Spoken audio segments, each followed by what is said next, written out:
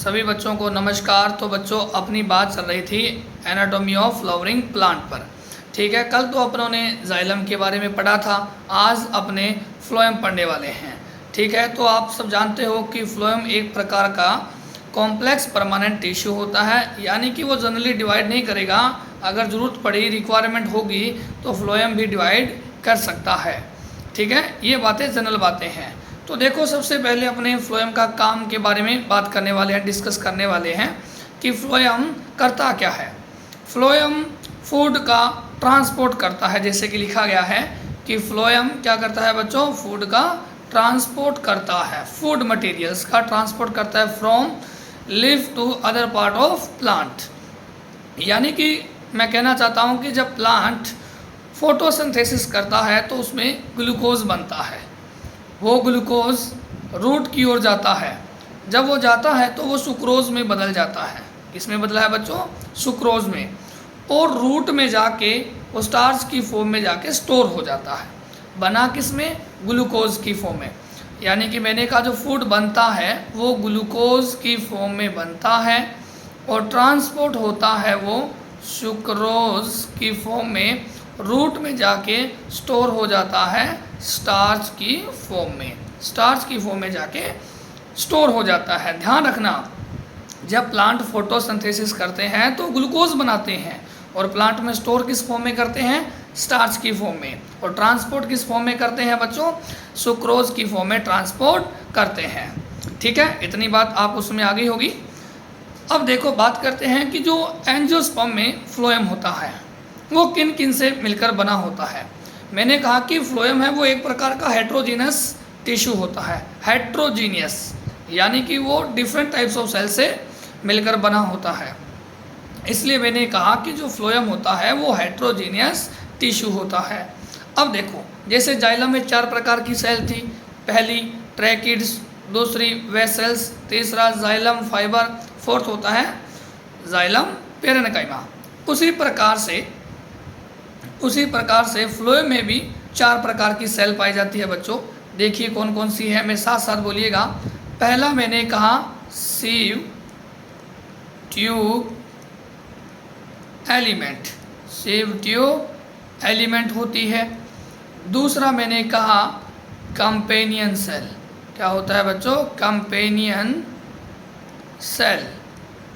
तीसरा मैंने कहा फ्लोएम फाइबर, फ्लोएम फाइबर जिन्हें बास्ट फाइबर भी कहते हैं, जिन्हें बास्ट फाइबर भी कहते हैं। अब बच्चों एक आपसे क्वेश्चन है, वुड फाइबर किसे कहते हैं, याद करो और कमेंट करो। वुड फाइबर किसे कहते हैं, किसका दूसरा नाम है वुड फाइबर। 4th नंबर मैंने कहा फ्लोएम पेरेन्काइमा। क्या बोला बच्चों, फ्लोएम पेरेन्काइमा भी कहते हैं। अब देखो, फ्लोएम में ये 4 प्रकार की सेल पाई जाती है। पहला साथ साथ बोले, सीव ट्यूब एलिमेंट्स। दूसरा कंपेनियन सेल। तीसरा phloem fibre, also called as bast fibre and phloem parenchyma भी कहते हैं। ठीक है बच्चों, इतनी बात आपको याद रखनी है। अब देखो नोट लगा के, नोट एक बात सुनिएगा अच्छे से। जो जिम्नोस्पर्म होता है, इन जिम्नोस्पर्म, क्या बोला बच्चों, जिम्नोस्पर्म। जिम्नोस्पर्म में sieve tube elements and companion cell are absent. इनमें ये नहीं होती है। एक तो मैंने कहा सीव ट्यूब एलिमेंट, एक तो मैंने कहा sieve tube element and companion cell. क्या बोला बच्चों, companion cells are absent in gymnosperm. क्या होता है, इन जिम्नोस्पर्म में ये नहीं पाई जाती है। इनकी जगह पर, मैंने क्या बोला बच्चों, जिम्नोस्पर्म में इसकी जगह पर दूसरी प्रकार की सेल पाई जाती है। इनकी जगह पर देखो, सीव ट्यूब एलिमेंट तो नहीं होता है, उसकी जगह सीव सेल्स होती है और कंपेनियन सेल की जगह पर यहाँ पे होती है एल्बुमिनस सेल होती है। कौन सी होती है? एल्बुमिनस सेल होती है, ध्यान रखना। जिम्नोस्पर्म में sieve tube element and companion cell are absent, but इनकी जगह पर sieve cells and albuminous cell होती है, एल्बुमिनस सेल होती है। कई बार पूछ लिया जाता है, सीधा डेफिनेशन आती है कि सीव ट्यूब एलिमेंट क्या होती है, एलिमेंट्स की डेफिनेशन दी गई है, ये क्या होती है। ध्यान से देखें बच्चों, क्या लिखता हूँ मैंने कहा सीव ट्यूब एलिमेंट है ये लंबी, बोले तो लॉन्ग ट्यूब लाइक स्ट्रक्चर है, ठीक है, लॉन्ग ट्यूब लाइक स्ट्रक्चर है और इसका लॉन्गिट्यूडनल अरेंजमेंट है। लॉन्गिट्यूडनल अरेंजमेंट का मतलब हो गया जैसे कि ये कंपेनियन सेल है तो इसी के साथ कौन लगी रहेगी, इस प्रकार से वो सीव ट्यूब रहेगी। तो मैंने कहा लॉन्ग ट्यूब लाइक स्ट्रक्चर है और लॉन्गिट्यूडनल अरेंजमेंट है इनका, longitudinal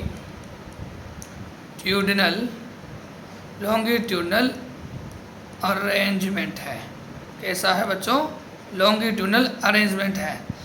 and associated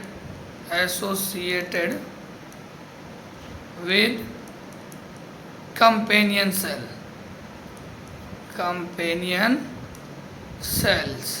companion cell के साथ ये जुड़ी रहती है। Sieve tube elements long tube like structure है, लॉन्गिट्यूडनल अरेंजमेंट है और कंपेनियन सेल के साथ जुड़ी रहती है, ठीक है। ये बात हो गई सीव ट्यूब एलिमेंट, और सीव ट्यूब एलिमेंट जिम्नोस्पर्म में नहीं पाई जाती है, ठीक है, उसकी जगह पर क्या होता है? एल्बुमिनस सेल होती है, ठीक है बच्चों। तो आगे देखिए अपने पास, हाँ ध्यान से समझें, यहाँ पे नई हेडिंग है सीव ट्यूब जो जिम्नोस्पर्म में एब्सेंट होती है एंड कंपेनियन सेल, ठीक है, इसकी बात करने वाले हैं। ध्यान से देखें, अब ये जो कंपेनियन सेल है और मतलब कि सीव ट्यूब है, इन दोनों को सिस्टर सेल भी कहा जाता है। क्या कहा जाता है बच्चों? सिस्टर सेल्स भी कहा जाता है। अब देखो मैं दोनों की स्ट्रक्चर बना रहा हूँ एक साथ, ध्यान से देखिएगा।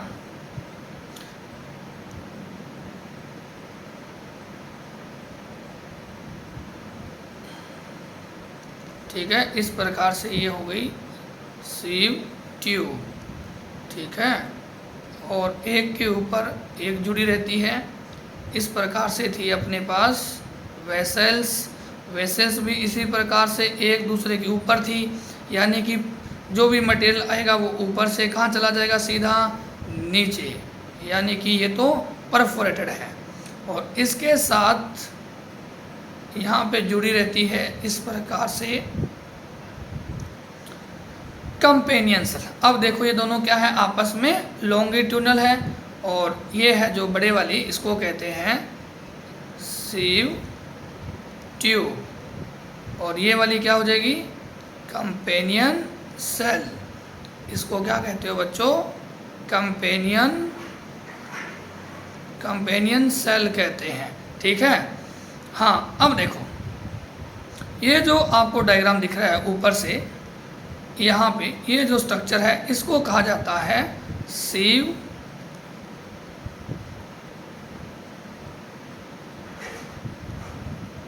प्लेट। क्या कहते हो? सीव प्लेट।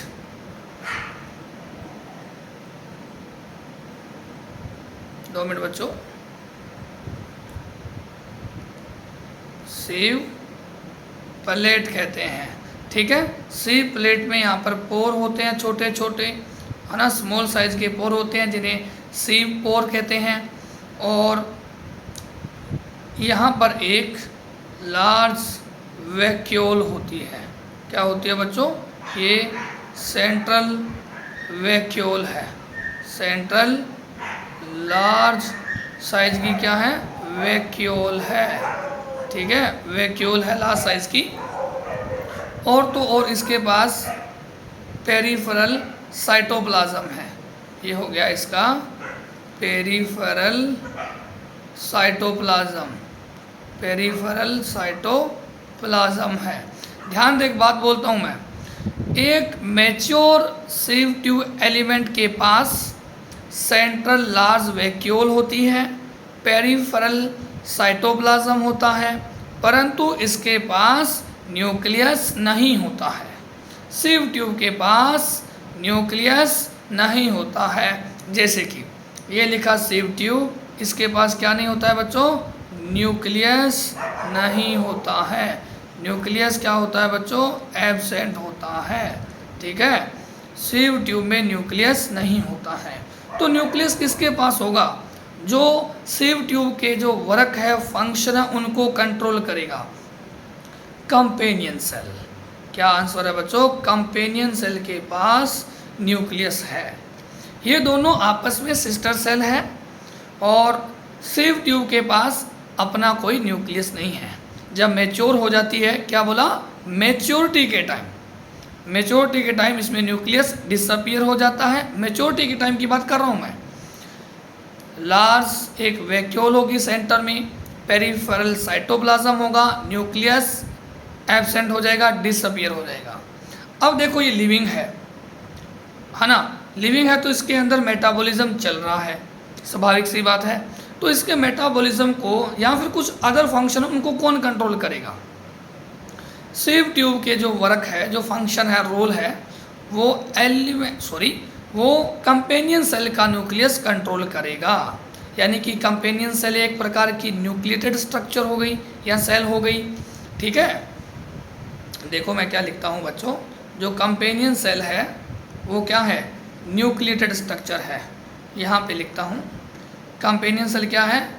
न्यूक्लिएटेड स्ट्रक्चर है, क्योंकि इसके पास न्यूक्लियस है। और इसका अरेंजमेंट कैसा है? लॉन्गिट्यूडनल है, लॉन्गिट्यूडिनल अरेंजमेंट है।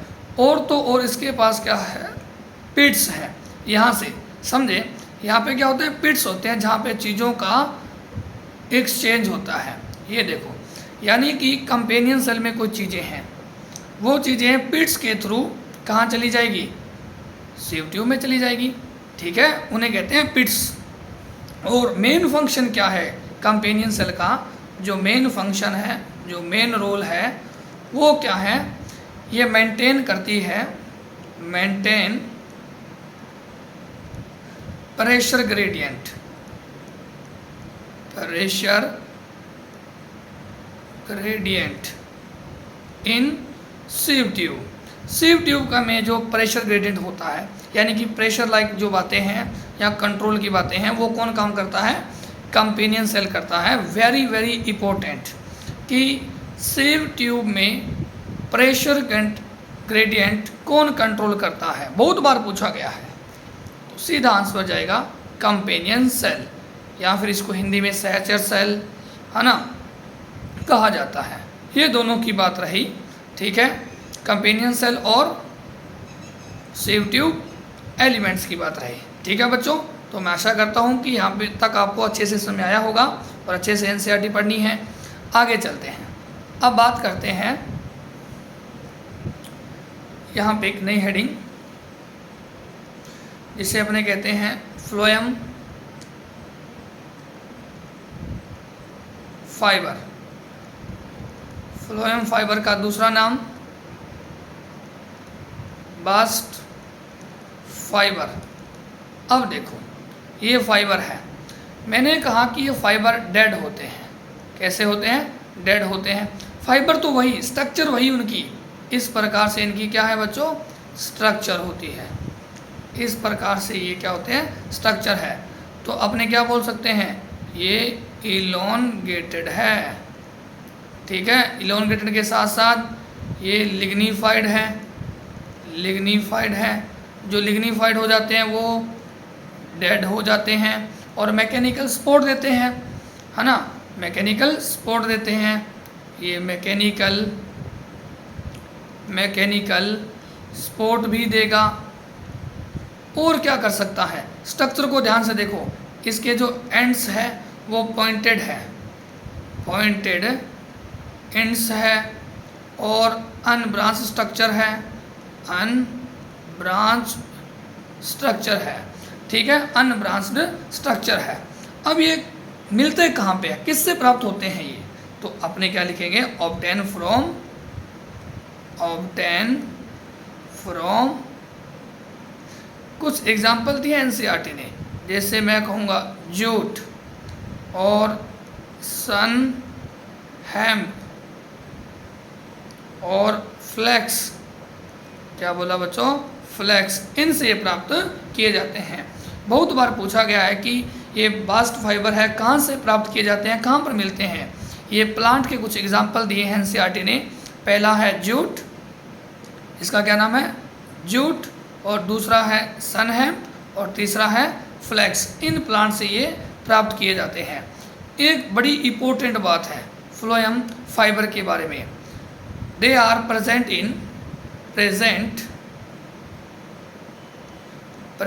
इन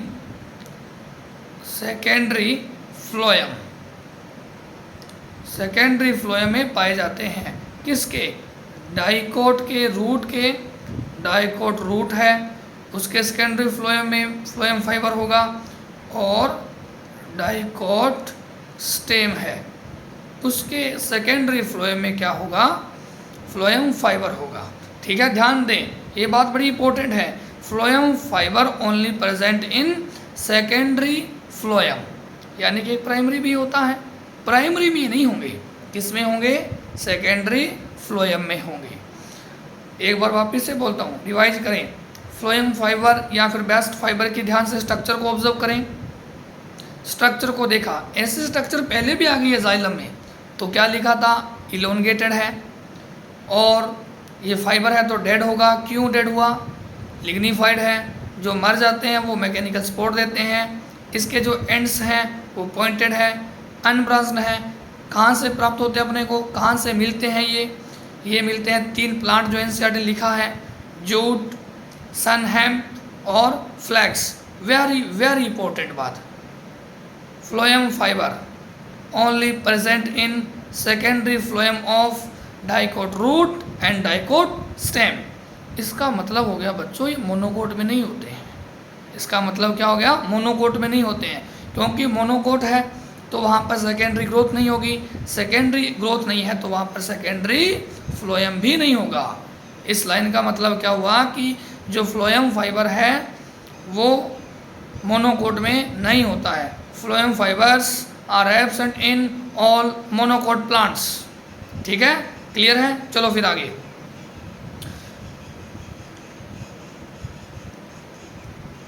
phloem parenchyma, phloem parenchyma tissue की बात करते हैं। ठीक है, ये देखो, ये लिविंग है, ये लिविंग टिश्यू है। ठीक है, लिविंग है, इलोनगेटेड है, ये भी इलोनगेटेड टिश्यू है। और एक वेरी इम्पोर्टेंट, हाँ इम्पोर्टेंट बात है फ्लोएम पैरेन्काइमा की, phloem parenchyma absent, phloem parenchyma absent in monocot. क्या है बच्चों, मोनोकोट। ये भी मोनोकोट में नहीं होता, फ्लोएम फाइबर भी नहीं होता, यानी कि phloem fibre and phloem parenchyma are absent in monocot. इसका मतलब ये दोनों किस में पाए जाते हैं, किस में मिलेंगे, डाइकोट में मिलेंगे। डाइकोट स्टेम और डाइकोट रूट में मिलेंगे phloem fibre and phloem parenchyma. ठीक है, इतनी बात आपको समझ आई होगी। चलो कुछ बातें हैं जो नोट लगा के लिखते हैं, जो आपको डायरेक्ट याद रखनी है। नोट,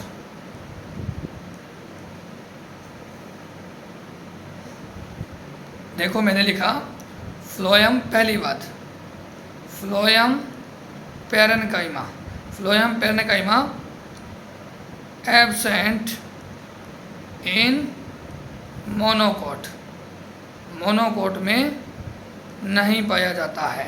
ठीक है, दूसरा phloem fibre present in secondary phloem, present in secondary phloem बोले तो डाइकोट, डाइकोट के फ्लोएम में होगा। या फिर इसी इन दो लाइनों को घुमा के लिख सकते हैं कि phloem parenchyma and phloem fibre both are absent